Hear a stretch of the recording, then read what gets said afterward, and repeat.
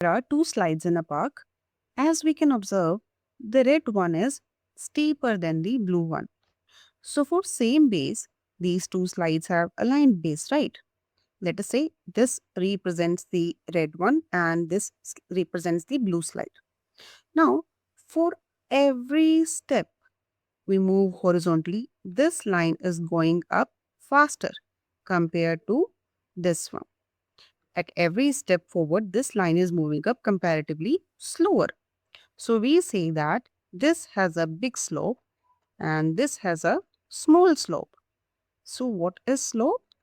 Slope tells how fast the line is rising or falling as you move horizontally. We are now going to see how to find slope of a line mathematically.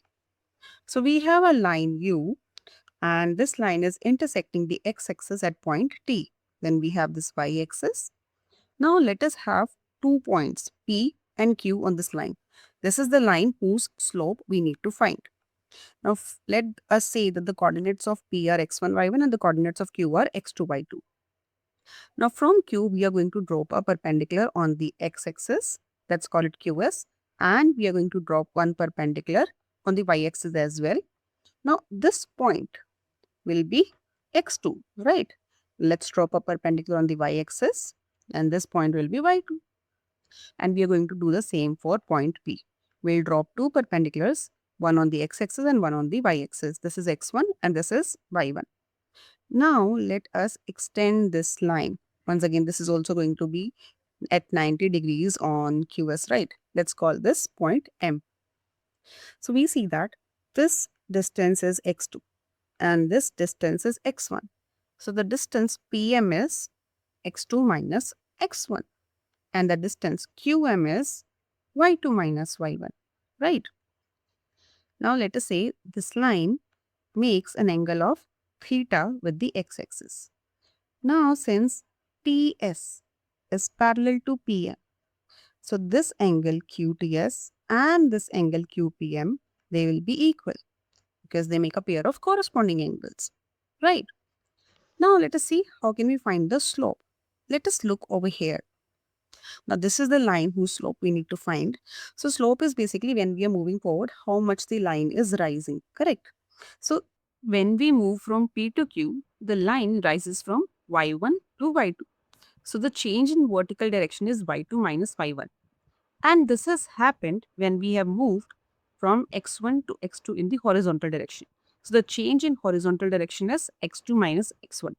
And that is what a slope is. So we can say that slope is given by this QM upon PM, which is equal to change in y upon change in x, y2 minus y1 upon x2 minus x1.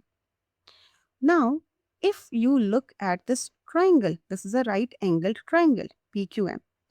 And for this right angled triangle, this is the perpendicular QM and this is the base PM. So, QM upon PM is also equal to tan theta, correct? Let's call this equation 1 and this is our equation 2. Now from these two equations, we see that tan theta is equal to y2 minus y1 upon x2 minus x1, right? Mathematically, the slope is represented by small m. So we see that slope is equal to tangent of theta. The slope m of a line is the tangent ratio of the angle theta that the line makes with the positive direction of the x-axis. It is calculated as the change in y divided by the change in x. And if we want to use trigonometry, we can simply find the slope of a line by just finding the tangent of the angle theta that it makes with the positive direction of the x-axis. Now let us take one example. Let us say this line is intersecting the x-axis at minus 3, 0 and the y-axis at 0, 3. So the slope of line U will be y2 minus y1 upon x2 minus x1. Let's say this is x1, y1 and this is x2, y2. So y2, that is 3 minus 0 upon 0 minus minus 3. That's 3 by 3 which is equal to 1. Also now as we know, m is equal to 1. But m is also equal to tangent of theta.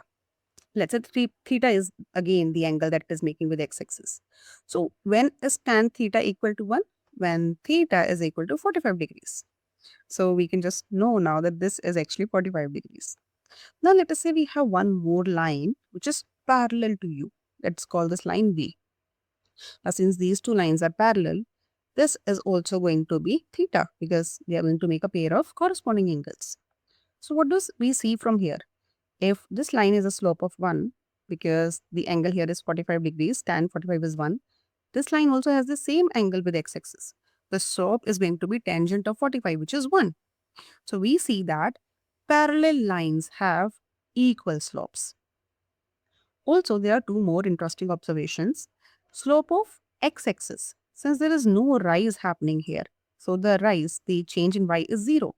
So slope of x-axis or any line parallel to x-axis is 0.